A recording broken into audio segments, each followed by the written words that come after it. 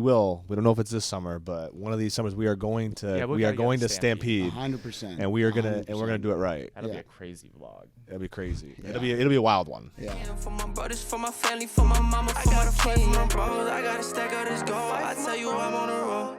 About to get all this dough. Me and no fuck niggas know. I swear to God we the ghosts. This ain't the story they told. Man, if you know, then you know. I never had to tell my It's been a minute. We've been trying to get you on for a fucking long time. This guy Have you ever been on a podcast? Hold on, let me interrupt. I'm gonna interrupt. Ooh, I did one for a couple seniors my freshman year. They were doing a podcast on concerts and events and stuff like that. Bax and Connor did that. So Bax and Arms interviewed me for that. So that was my only one-time appearance, but. How did you feel after? Did you like it? Was it fun? I liked it, aside from the fact that I had puddles coming out of my pits after because I was a little nervous the whole time I was in there. Yeah, but it's sometimes you don't gets realize hard. how much pressure comes in. You're trying to give a good performance, and next thing you know, 30 minutes has passed, and you've just been talking out your ass the whole time. Yeah. Right? So, Are you nervous now? no, not now. this Comfortable with these guys. Those guys, Arms and Backs. Plus Bax they're- is interesting. Well, Backs is they're an two intense stinky guy. guys in a small room. It's not really that fun. So I was trying to get out of there quick. Bax, you guys got the headphones on. And he's like, Canner. You know, he's got you up in it. Oh, God. I fucking love that guy. No, but Canner, obviously, we're in Massachusetts for something big. But before we get into that, I want to talk about where you're from, because I've obviously heard some of my favorite people who I listen to, like podcasting and obviously for like business and investing things, they love where you're from. So kind of talk about where you're from and how that morphed you in to who you are now. Yeah, so I'm from out in Western Canada, out in Alberta. Calgary's the town, so just over 1 million people. Born and raised there, so have a lot of lifelong friends back there. Lived in the same neighborhood basically my whole life. Moved around a couple times, but always within 2 minutes of the last house. And it was a great city. I mean, you get the prairies. It's pretty flat, but then you drive about hour 15, and you're in the mountains. So best of both worlds. Weather's nice. You get winter. You get summer. Myself, I like the winter. Right, get the outdoor rink going. All those little things. So.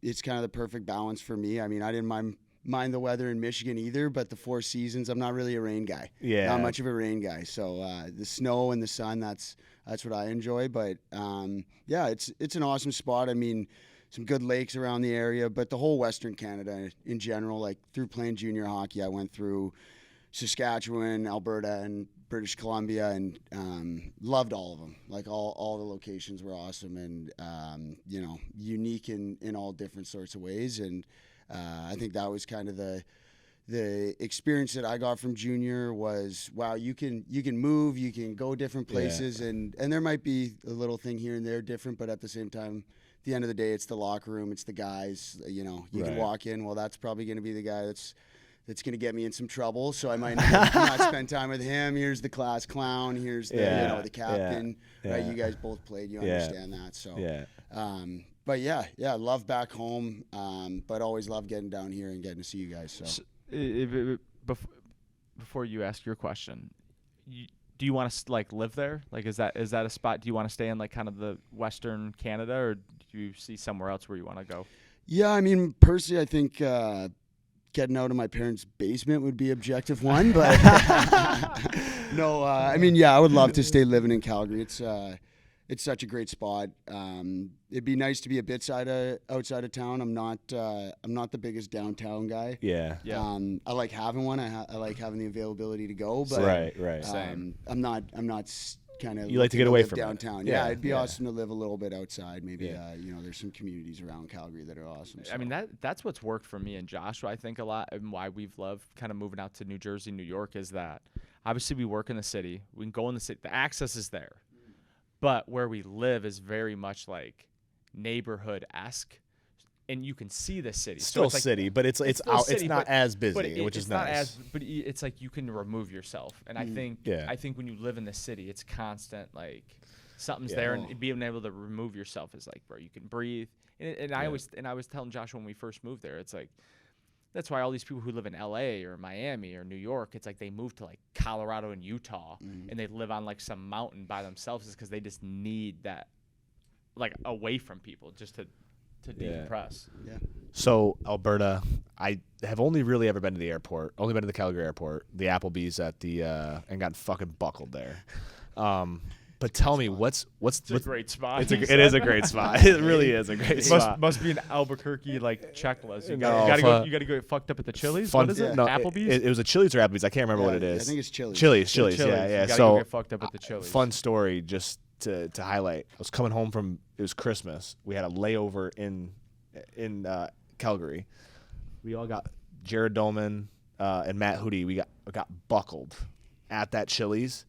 Bro, I woke up on my flight in Detroit. Literally, plane is empty. The whole plane is empty. I'm the only one on there, and some old lady who's sitting next to me, I'm like basically keeping in her seat, and she's just pushing me like, "Sir, wake up!" And I was just like, I was so fucked up. I was like, "Holy shit!" And I was like, man, I was like, Alberta, what a place. I was like, the OBJ moment right there. it was something. the I was OBJ like, moment. man, I was like, that was a tough one. That was a tough way to look. I was like, after that, I was like, no more drinks on the plane. No more drinks on the They make But- stronger beer up there. Yeah, you know? they really do. So, Calgary, great place. What's one thing that you like love to do in Calgary? Anyone who knows me, it's a pretty simple answer. Got to be the Calgary Stampede for sure. And explain to people what the Calgary Stampede is, because for the people that don't know. Yeah, so it's basically 10 days full of rodeo, partying, concerts. Basically, the whole town shuts down in the sense of Yeah. business-wise and Yeah. rallies around. Let's have some fun for 10 days straight. Yeah. And so yeah, it's crazy. I mean, half the time my old man outlasts me at Stampede, and he's out all 10 days. I can only make it out Just like grizzled. 7. It's funny. It's always a blast. You get to see friends at the bar that you haven't seen Yeah. maybe in a while. Also let some guys, maybe some of the pro guys around the NHL area, let them come out Yeah. and blend in a bit, because everyone's obviously wearing their cowboy stuff and Right. and not looking like their usual selves maybe. Yeah. So it's always a blast and a really good time, and the city just rallies around it. It makes for a lot of fun for sure. What type of music? It's like everything. Like, for example, like you might get, one night, every night I go out, it's my brother's birthday on July 14th. And so it runs from July basically 4th to obviously kind of around the 14th, Yeah. around there. And yeah, every single weekend for his birthday we go, and I swear for the last like 6 years, it's been Nelly every single time, and then Kip Moore.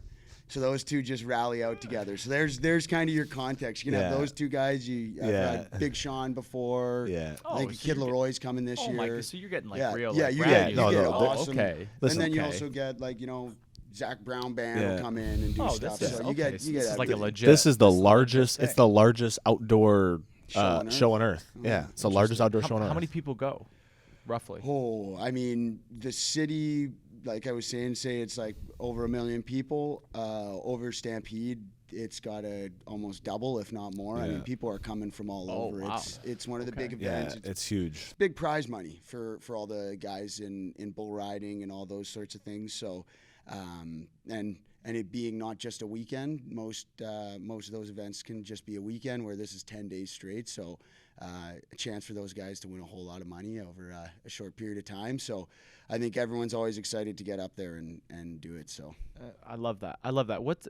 What are you like looking to do? Like, what do you want to do in your life? Like, what are some goals that you're kind of chasing and plotting?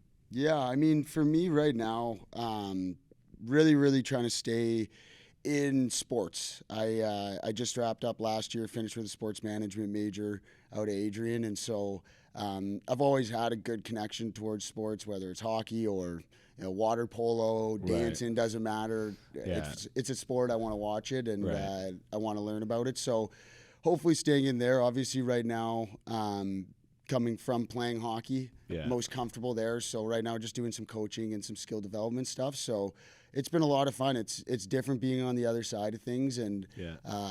definitely makes me give a new level of respect for not only coaches, but teachers, anyone that has to maybe deal with mums, anyone like that, Right. dads that have to deal with maybe some younger Yeah. kids that don't want to do what you want them to do, and you got to try to sell them on it. You realize this is a skill in itself right here. So Yeah. For sure. yeah. What's been the biggest thing that you've kind of learned?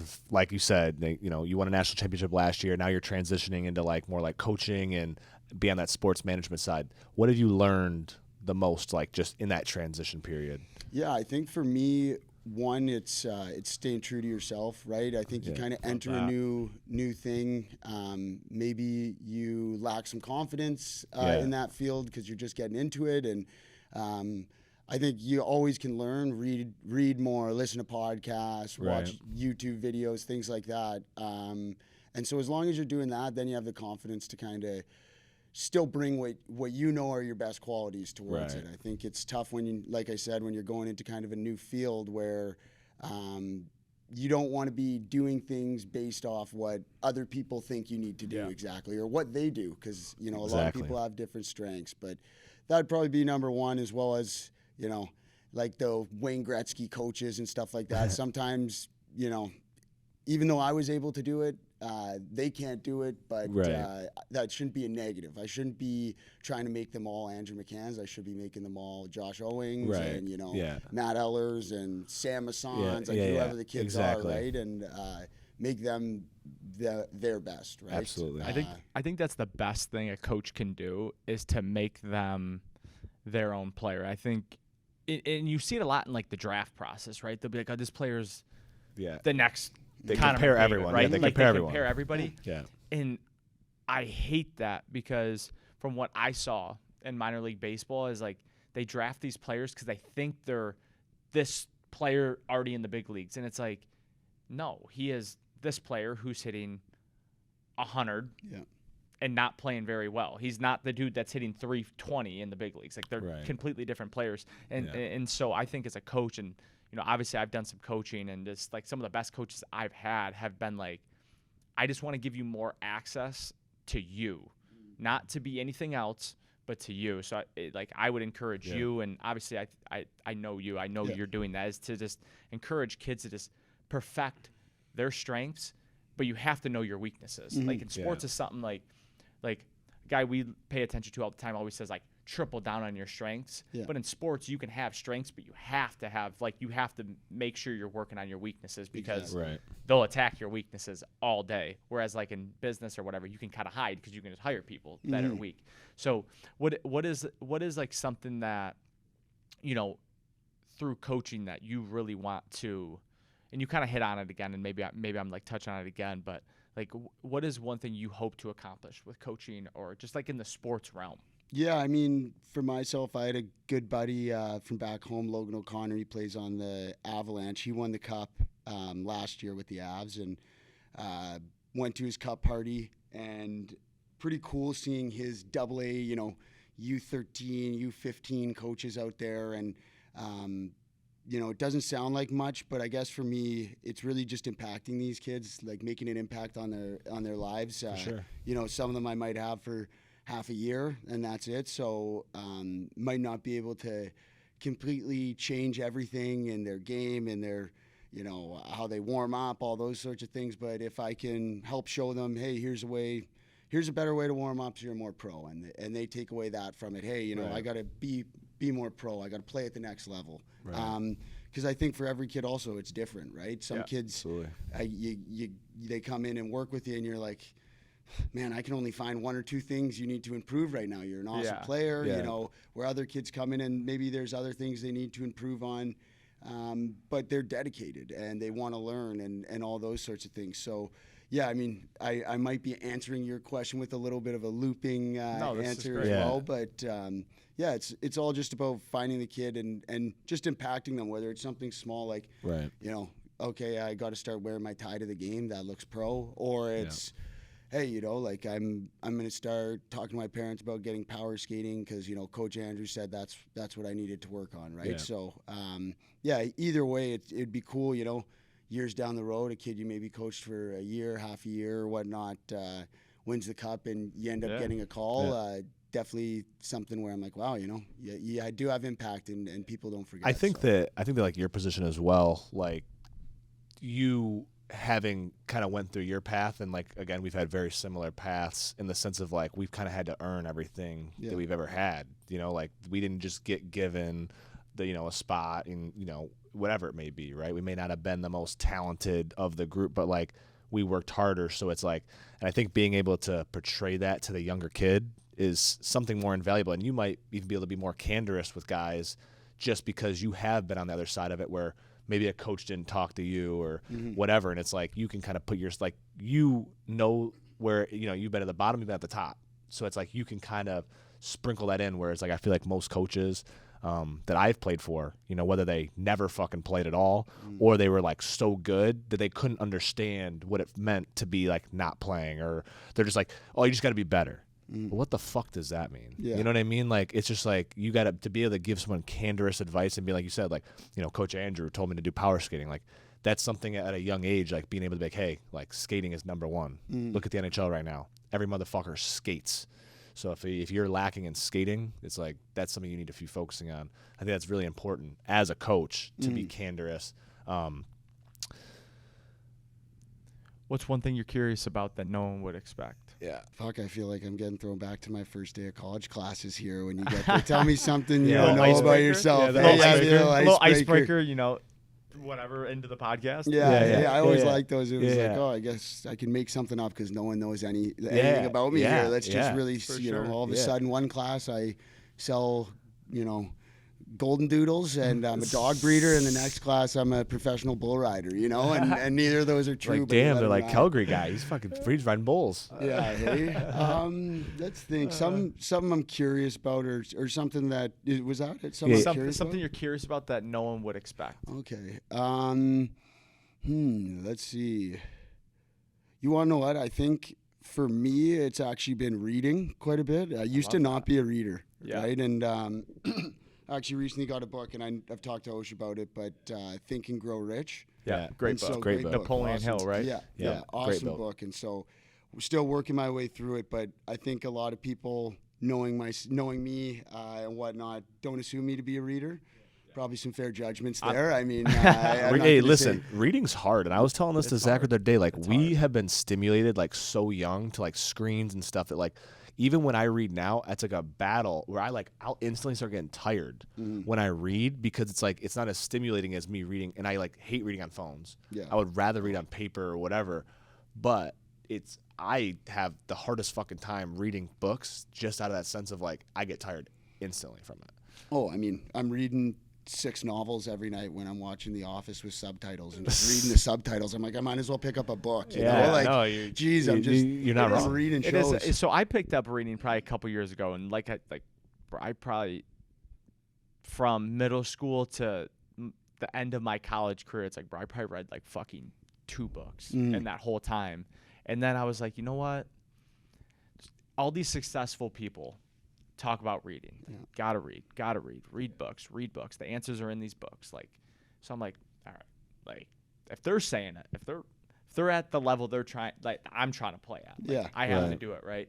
And I started it, and it was kind of difficult, but I think where the reason I fell in love with it, and like now I read all the time, like Joshua knows, like I started with really good books that really drove my curiosity, and I think people try to read books that like someone might recommend a book, and I think recommending books to people is great, but like when I recommend a book to somebody, I'm recommending it to them because I know who they are, or what like lights them on fire. Like I don't want to give like a book that I know they won't like.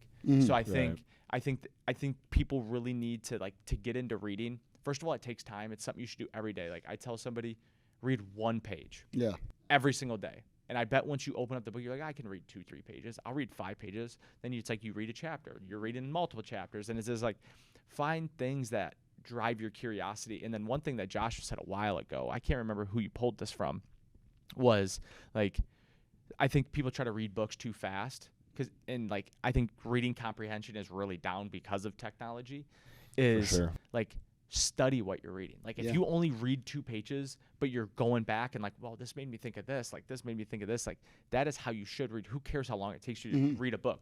It doesn't matter how many books you read if you don't remember shit. Like it's all about pulling out the information from it. Yeah, it was a guy from the Brad Lee podcast, and he talked about how he like only reads like 7 books a year, but what he does is he reads the 7 same books a year, but he talks about how it's not so much about just reading the book, getting through a book, but like fully grasping it. It's like you don't grasp it after 1 time, 2 times. Like every time you read it, you're gonna actually dig in deeper of what the understanding of it is gonna be way deeper. And you really can't like talk about things unless you can like if you can explain it to a child, you understand it. if you can't explain it to a fucking 5-year-old, then you don't fully understand it, because it's like you have to dumb it down to like the simplest thing. And I think the best way to wrap up this podcast, because you're reading Think and Grow Rich, and that book was written like a long time ago. It's dry. So It's a dry book. It's a dry book. It's a tough read because of the time it takes. But place. it's got a great message. For sure it does. Yeah. And I think a book to like kind of slide in that is newer, that actually like really helped me. It's The Magic of Thinking Big. It's a little newer. I can't remember when it's written. I don't remember the author, but The Magic of Thinking Big would be my recommendation. Awesome. Unreal, thanks. But bro, Canner, we'll have to have you on again, bro. Hey, thanks, boys, and awesome work with all the stuff you guys are doing here. A lot of fun. So happy to be on, and love supporting the journey. So keep it up. We appreciate it. And guess support, what? We will. We don't know if it's this summer, but one of these summers we are going to Stampede. 100%. And we're gonna do it right. That'll be a crazy vlog. That'll be crazy. Yeah. It'll be a wild one. Yeah. We might lose Canner on the way. Oh, we're gonna lose Canner a few times. Do. We're gonna lose Canner a few times. All right, bro. Cheers. I told them niggas what's up, and now I'm singing, yeah. If you gon' go, then go, don't tell me you won't. I want them diamonds on my neck to make me look like I'm cold. That ain't for you and none of these hoes, that's just for me and my bros. I gotta fight for my balls, I gotta stack out this gold. I tell you I'm on a roll, we about to get all this dough. We ain't no fuck niggas, no. I swear to God we the ghosts, this ain't the story they told. Man, if you know, then